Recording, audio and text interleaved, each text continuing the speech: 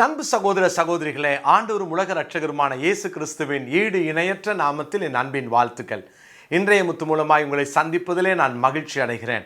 பிரியமான தேவனுடைய பிள்ளைகளே, ஒவ்வொரு நாளும் காலையில் 5:30 மணி முதல் 6:30 மணி வரைக்கும் தேசத்துக்காக திறப்பில் நின்று நம்ம ஜெபிக்கிற ஜெபத்திற்கு உங்களை அன்போடு வரவேற்கிறேன். இந்த ஜெபத்தை குறித்து நான் ஞாபகப்படுத்துகிறேன். இது ஒவ்வொரு நாளும் காலையில் 5:30 மணிக்கு இந்த ப்ரேயர் ஆரம்பிக்கும். ஜூம்லையும் யூடியூப்லையும் நம்ம லைவாகவே நீங்கள் கலந்து கொள்ளலாம். கீழே இருக்கிற டிஸ்கிரிப்ஷனை நீங்கள் பார்த்தீங்கன்னா தெரியும். தயவுசெய்து குடும்பமாக வந்து கலந்து கொள்ளுங்கள். நான் நேற்று தினத்தில் போக்கு சொல்ல இடமில்லை என்ற ஒரு தலைப்பில் உங்களோடு கூட பாவத்தை குறித்து பேசினேன். பாவத்தை நாம் ஒரு நாளும் இல்லை என்று சொல்லக்கூடாது. ஒப்புக்கொண்டு நாம் மனம் திரும்ப ஆண்டவர் நமக்கு கிருபை தருகிறார். யோவான் சுவிசேஷம் 15ஆம் அதிகாரம் 22ஆம் வசனத்தை நான் வாசிக்கிறேன். யோவான் 15:22. நான் வந்து அவர்களிடத்தில் பேசாதிருந்தேனானால் அவர்களுக்கு பாவம் இராது. இப்பொழுதோ தங்கள் பாவத்தை குறித்து போக்கு சொல்ல அவர்களுக்கு இடமில்லை. எனக்கு தெரியாது என்று யாரும் போக்கு சொல்ல முடியாது. எனவே பாவத்தை குறித்து போக்கு சொல்ல நமக்கு இடமில்லை. தேவன் இன்றைக்கு பல சூழ்நிலைகளின் வழியாய், பல தேவ மனிதர்கள் மூலமாய், கர்த்தருடைய வசனத்தின் மூலமாய் நம்மோடு கூட ஆண்டவர் இடைப்படுகிறார். நமக்குள் கொடுக்கப்பட்ட பரிசுத்த ஆவியானவர் நம்மோடு இடைப்படுகிறார்.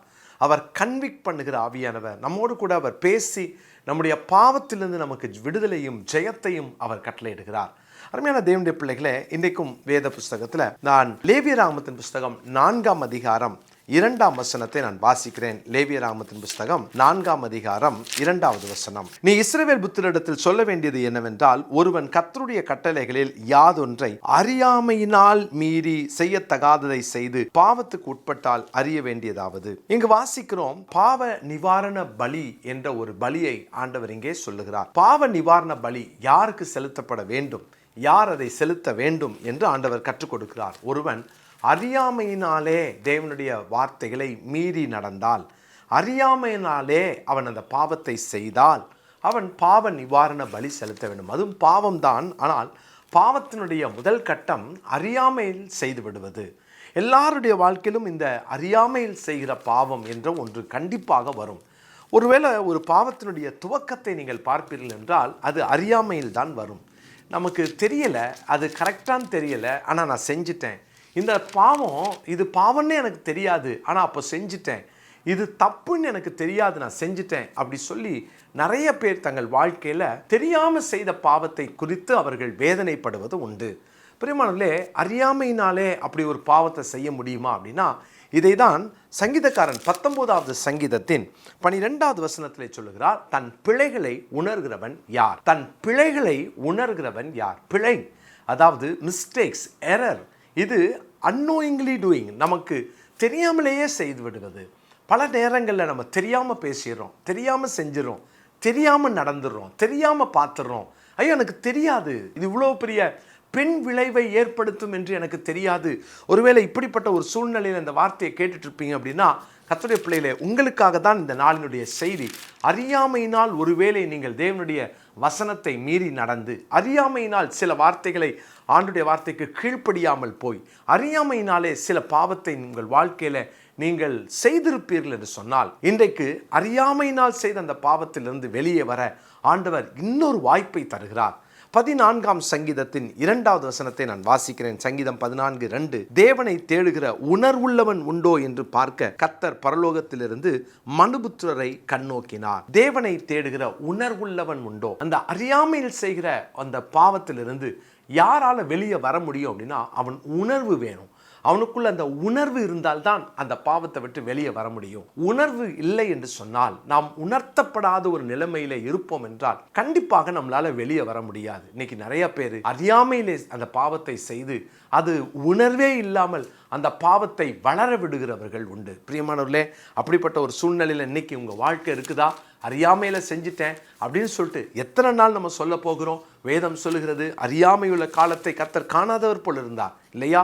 அன்னைக்கு ஒரு நாள் தெரியாமல் செஞ்சோம், அந்த பாவத்தை தேவன் பார்க்காதவரை போல இருந்தார். கர்த்தருடைய பிள்ளைகளே, ஆனால் இன்னைக்கு எல்லாரும் மனம் திரும்பணும்னு சொல்லி ஆண்டவர் எதிர்பார்க்கிறாரே. 119வது சங்கீதத்தில் 169வது வசனத்தை நான் வாசிக்கிறேன். சங்கீதம் 119 169வது வசனம். கர்த்தாவே, என் கூப்பிடுதல் உமது சந்நிதியில் வருவதாக, உமது வசனத்தின்படியே என்னை உணர்வுள்ளவனாக்கும். பிரியமானவர்களே, இன்றைக்கு நாம் உணர்வுள்ளவர்களாக மாறுவோம். அந்த உணர்வை ஆவியானவர் நமக்கு தருவாராக. தெரியாமல் ஒரு காரியத்தை செஞ்சிட்டிங்களா, அவர் உணர்த்துவார். உடனே அதிலிருந்து வெளியே வருவோம், மனம் திரும்புவோம். மிஸ்டேக்ஸை கண்டிப்பாக சரிப்படுத்த முடியும். எந்த மிஸ்டேக்ஸாக இருந்தாலும் சரிப்படுத்த முடியாத என்ற மிஸ்டேக் கிடையவே கிடையாது. ஒன்ஸ் செஞ்சாச்சுன்னா அவ்வளோதான் அப்படின்னு உங்கள் வாழ்க்கையில் எந்த மிஸ்டேக்ஸுக்கும் அந்த குற்ற மனசாட்சிக்கு இடம் கொடுத்து அதை விட்டுறாதீங்க. அதை திருத்துவதற்கு இன்றைக்கு ஆண்டவர் உங்களுக்கு பலன் தருவார், கிருபை தருவார். ஆண்டவரே, இனி அந்த மிஸ்டேக்கை நான் திரும்ப செய்ய மாட்டேன்னு சொல்லி அந்த மிஸ்டேக் எப்போ விட்டோம், ஏன் செஞ்சோம், எப்படி அந்த மிஸ்டேக் என் வாழ்க்கையில் வந்துச்சுன்றதை கொஞ்சம் உணர்வடைந்து அதிலிருந்து வெளியே வந்துடுவோம். அந்த பக்கம் போகும்போதெல்லாம் நான் ஏற்கனவே தெரியாமல் இதை செஞ்சுட்டேன், இனி நான் செய்ய மாட்டேன்ற அந்த ஒரு உணர்வை கர்த்தர் நமக்கு தந்து நம்மை ஆண்டவர் திரும்பவும் அவர் கட்டுவாராக. பிரியமானவர்களே, அப்போஸ்தலர் 17:30 நான் வாசிக்கிறேன். அப்போஸ்தலர் 17:30, அறியாமையுள்ள காலங்களை தேவன் காணாதவர் போல் இருந்தார், இப்பொழுதோ மனம் திரும்ப வேண்டும் என்று எங்கும் உள்ள மனுஷர் எல்லாருக்கும் கட்டளையிடுகிறார். இதுதான் இந்த நாளுக்குரிய மனப்பாட வசனம். அப்போஸ்தலர் 17:30. ஜெபிக்கலாமா? அன்பின் பரலோக தகப்பனே, ஆண்டவரே, தெரியாமல் அறியாமல் நாங்கள் செய்த தவறுகளுக்காய் மன்னிப்பு கேட்கிறோம். ஆண்டவரே, அந்த தவறை திரும்ப செய்யாதபடிக்கு அந்த தவறிலிருந்து பாடம் கற்றுக்கொண்டு அந்த தவறை நாங்கள் மறுபடியுமாக எங்கள் வாழ்க்கையிலே அதுக்கு நாங்கள் இடம் கொடுத்துறாம அதில் இனி வரும் நாட்களில் கவனமாக நடக்க எங்கள் எல்லாருக்கும் கிருபை தாங்க. உடைய நாமம் தொடர்ந்து மகிமைப்படும்படியாய் நாங்கள் வாழ எங்களை ஒப்பு கொடுக்கிறோம். இந்த வார்த்தை கேட்குற ஒவ்வொருவரையும் நீங்கள் ஆசீர்வதிங்க. உங்கள் நாமம் மகிமைப்படட்டும். இயேசுவின் நாமத்தில் ஜெபிக்கிறோம் நல்ல பிதாவே, ஆமென், ஆமென். என் அன்பு சகோதர சகோதரிகளே, இயேசு கிறிஸ்துவின் நாமத்தில் அன்பின் வாழ்த்துக்கள். நம்முடைய விக்டோரியஸ் மினிஸ்ட்ரிஸ் பைபிள் இன்ஸ்டிடியூட்டினுடைய 13வது பேட்ச் BTH 3 ஆண்டுகள் ஆன்லைனில் நம்ம துவங்க போகிறோம். கர்த்தருடைய கிருபையினால 7வது பேட்ச் முடிய போகிறது. இப்போ நம்ம துவங்க போகிறது 13வது பேட்ச். நீங்கள் நிறைய பேர் அதில் வந்து என்ரோல் பண்ணியிருக்கிறீங்க. இது ஆகஸ்ட் மாதம் கடைசி வாரம் ஓரியன்டேஷன் கிளாஸோடு அது துவங்கும். அது மாத்திரமல்ல, இந்த வகுப்போடு கூட வாரத்தில் 2 நாள் MDவுக்கான கிளாஸும் நமக்கு நடைபெறும். அது 2 ஆண்டுகள் நடக்கும். MDவுக்கான வகுப்புகள், MTHக்கான வகுப்புகளும் வாரத்தில் 2 நாட்கள் நடைபெற போகிறது. எனவே இதெல்லாம் நீங்கள் ஞாபகத்தில் வைத்துக்கொள்ளுங்க. ஏற்கனவே MD முடித்தவங்க MTHல சேரலாம். குறைந்த கட்டணம். வேலைக்கு போயிட்டு நைட்டு வீட்டுக்கு வந்து உட்கார்ந்து நீங்கள் ரிலாக்ஸாக வீடியோ ஆன் பண்ணி கிளாஸ் அட்டன் பண்ணணும். ரெகுலர் காலேஜில் எப்படி செமஸ்டர் அட்டண்டன்ஸ் எல்லாம் உண்டோ இது எல்லாமே இங்கே உண்டு. அதனால் சிஸ்டமேட்டிக்காக நாங்கள் இதை கர்த்தருக்கு பயந்து செய்து கொண்டிருக்கிறோம். எனவே இன்றைக்கே நீங்கள் இதை என்ரோல் பண்ணுங்கள். கீழே பார்க்குற இந்த அட்மின் நம்பருக்கு நீங்கள் கால் பண்ணி டீட்டெயில்ஸையும் நீங்கள் அப்ளிகேஷனையும் நீங்கள் வாங்கிக்கலாம். இது நிச்சயமாக உங்களுக்கு உங்கள் ஆவிக்குரிய வாழ்க்கைக்கு பிரயோஜனமாக இருக்கும். நீங்கள் நல்லா வேதத்தை படித்து கர்த்தருடைய ஊழியத்தை நீங்கள் செய்யணுன்றது தான் எங்கள் நோக்கம். எனவே உங்களை உற்சாகப்படுத்துகிறேன். உடனே உங்களுக்கு தெரிந்தவங்க அப்படி யார் இருந்தாலும் அவங்களுக்கும் இதை ஃபார்வர்ட் பண்ணுங்கள். நம்ம இணைந்து அவருடைய நாமத்தை மகிமைப்படுத்துவதற்கு நல்லா படித்து கர்த்தருடைய ஊழியத்தை செய்ய கர்த்தர் அனுக்கிரகம் செய்வாராக. God bless you.